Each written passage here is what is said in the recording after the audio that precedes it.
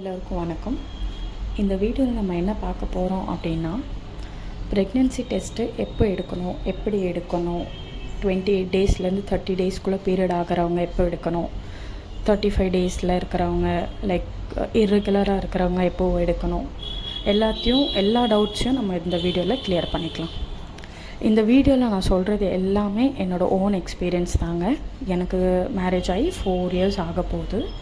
So இந்த 4 இயர்ஸில் நான் என்னென்ன ப்ராப்ளம் ஃபேஸ் பண்ணேன் ப்ரெக்னென்சி ரிலேட்டடாக, அது எல்லாமே நம்ம இந்த சேனலில் டிஸ்கஸ் பண்ண போகிறோம்.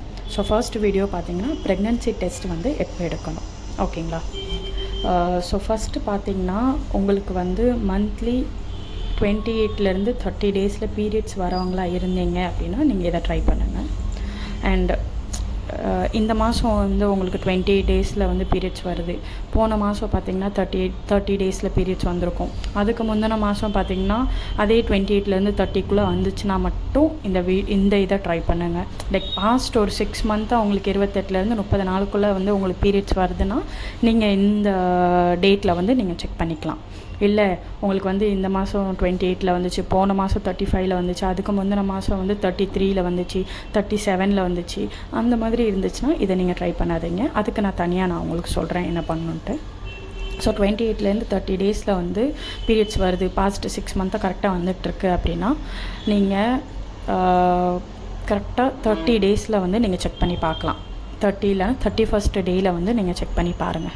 உங்களுக்கு லைட்டாவோ ஏதோ ஒரு ஃபெயிண்ட் லைனோ ஃபெயிண்ட்னால் அதுக்காக எவாப்ரேஷன் லைனுன்னு சொல்லுவாங்க. நீங்கள் ஊற்றி பார்த்தோன்னா அடுத்து ஒரு 20 நிமிஷம் கழித்து, ஒரு அரை மணி நேரம் கழித்து லைட்டாக ஒரு நிழல் தெரிகிற மாதிரி இருக்கும், ஓகேவா? ஸோ அதை நீங்கள் இதுதான் சிம்டம்ஸாக, இதுதான் ப்ரெக்னென்சியா அப்படிங்கிறத கன்ஃபார்ம் பண்ணிக்காதீங்க. நான் இப்போ இந்த வீடியோவில் ஒரு கிட் காமிக்கிறேன். இந்த மாதிரி இருந்துச்சுன்னா தயவு செஞ்சு இது ப்ரெக்னென்சியாக கன்சிடர் பண்ணாதீங்க. உங்களுக்கு கொஞ்சமாச்சும் அது பிங்க் கலரில் கொஞ்சமாச்சும் தெரிஞ்சால் மட்டுமே அதை நீங்கள் ப்ரொசீட் பண்ணலாம், ஓகேங்களா?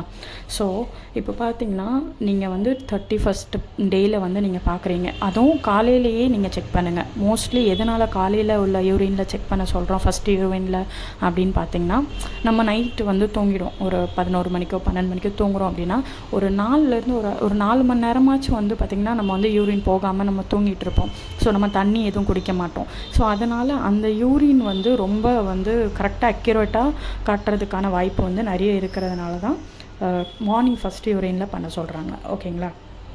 நார்மலாகவே கன்சீவ் ஆகிட்டிங்கன்னா நீங்கள் எப்போ பார்த்தாலுமே அது தெரியும். பட் மார்னிங் பார்த்திங்கன்னா இன்னும் உங்களுக்கு நல்லா டார்க்காக தெரியும். ஸோ ஈவினிங் நீங்கள் பார்த்தீங்க லைட்டாக தெரிஞ்சிச்சுன்னா மார்னிங் அதை விட ஒரு பாயிண்ட் மேலே தான் தெரியும். அதனால தான் மார்னிங் யூரினில் டெஸ்ட் பண்ணுங்கள் அப்படிங்கிறத சொல்கிறாங்க, ஓகேங்களா?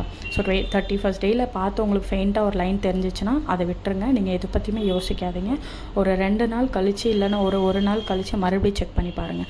ஸோ நீங்கள் 31st டேயில் பார்த்ததை விட ஒரு ஹாஃப்லேருந்து ஒரு 1 பாயிண்ட் அதிகமாக இருந்துச்சு அப்படின்னா நீங்கள் கன்சிடர் பண்ணலாம். நீங்கள் ப்ரெக்னெண்ட்டாக தான் இருக்கீங்க அப்படின்னு நீங்கள் கன்சிடர் பண்ணலாம். ஒரு 35 டேஸ் வரைக்கும் பாருங்கள். 35 டேஸில் உங்களுக்கு தெரியுது அப்படின்னா நீங்கள் தயவு செஞ்சு ஹாஸ்பிட்டல் போயிடுங்க. இல்லை 40 டேஸ் இருக்கட்டும், 45 டேஸ் இருக்கட்டும், 50 டேஸ் இருக்கட்டும் அப்படின்னு நீங்கள் வெயிட் பண்ணாதீங்க. உங்களுக்கு லைட்டாக தெரிஞ்சிருச்சு, நீங்கள் கன்ஃபார்மாக ப்ரெக்னெண்ட்டாக இருக்கீங்க அப்படின்னு உங்களுக்கு தெரிஞ்சிருச்சு அப்படின்னா ஒரு 35 நாளில் ஹாஸ்பிட்டல் போயிடுங்க. ஸோ ஏன் இதை நான் அப்படி சொல்கிறேன் அப்படின்னா, நான் நிறைய பேர்கிட்ட இதை சொல்லியிருக்கேன்.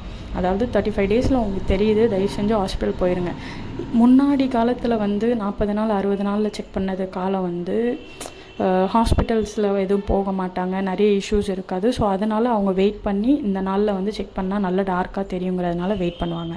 பட் இப்போ இல்லை, இதில் அப்படி கிடையாது. நம்ம சாப்பிட்ற சாப்பாடு, ஸோ நம்ம இருக்கிற லைஃப் ஸ்டைல் எல்லாமே டிஃப்ரெண்ட். ஸோ அதனால தான் 35 நாளில் உங்களுக்கு தெரியுது, லைட்டாக கூட தெரியுது அப்படின்னா நீங்கள் ஹாஸ்பிட்டலில் போய் ஒரு டைம் டெஸ்ட் பண்ணி பாருங்கள்.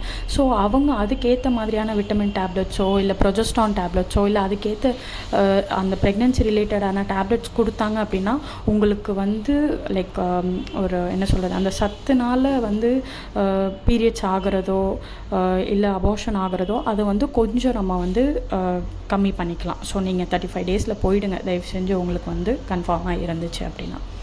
இப்போது ஒரு இர்ரெகுலராக இருக்குது. இப்போ உங்களுக்கு இந்த மாதம் 35 டேஸில் வருது, அடுத்த மாதம் பார்த்திங்கன்னா 40 நாளில் வருது, அண்ட் உங்களுக்கு நீர்க்கட்டியோட இஷ்யூ இருக்குது அப்படின்னு பார்த்திங்கன்னா உங்களுக்கு வந்து ஓவலேஷன் எப்போ நடக்குது, அது முட்டை எப்போ வெடித்து வெளியே வருது அப்படிங்கிறது வந்து உங்களுக்கு சிம்டம்ஸ் தெரியாது. ஒரு சில பேருக்கு ஓவலேஷனுக்கான சிம்டம்ஸ் தெரியும். இப்போ எனக்கெலாம் பார்த்திங்கன்னா ஓவலேஷன் நடக்க போகுதுன்னா எனக்கு நல்லாவே சிம்டம்ஸ் தெரியும். அதை நான் வந்து ஒருத்தவங்க சொல்லி அதை நான் ஒரு 2-3 மாதம் நோட் பண்ணதுக்கப்புறம் தான் எனக்கே தெரிஞ்சிச்சு, ஓகே இது ஓவலேஷனுக்கான சிம்டம்ஸ் அப்படின்னு. இதை பற்றின ஒரு வீடியோவை நான் இன்னொரு வீடியோவில் வந்து நான் ஷேர் பண்ணுறேன். ஓகேங்களா? உங்களுக்கு இன்கேஸ் இர்ரெகுலராக இருக்கீங்க அண்ட் உங்களோட ஓவலேஷன் வந்து உங்களுக்கு தெரியுது, அதை நீங்கள் ஃபீல் பண்ணுறீங்க அப்படின்னா அந்த ஓவலேஷன் டேட்லேருந்து ஒரு 15 நாளுக்கு அப்புறம் வந்து நீங்கள் செக் பண்ணிங்கன்னா உங்களுக்கு பாசிட்டிவ் வரதுக்கு சான்சஸ் இருக்குது. இல்லை உங்களுக்கு எந்த ஒரு ஓவலேஷன் சிம்டம்ஸுமே தெரியாது, உங்களுக்கு எதுவுமே வந்து ஐடியா இல்லை அப்படின்னா நீங்கள் வந்து இப்போ கம்பல்சரியாக எனக்கு வந்து எப்போவுமே 40 நாள் 45 நாள் 50 நாளில் தான் தெரியும் அப்படின்னா நீங்கள் கண்டிப்பாக உங்களுக்கு பீரியட்ஸ் ஆகி ஒரு 40 to 45 days வரைக்கும் கண்டிப்பாக வெயிட் பண்ணி தாங்க நீங்கள் செக் பண்ணணும். ஏன்னா இந்த மாதிரி இருக்கிறவங்களுக்கு வந்து நம்ம கரெக்டாக சொல்ல முடியாது. ஒவ்வொருத்தவங்களோட உடம்பு வந்து ஒவ்வொரு மாதிரி இருக்கும்.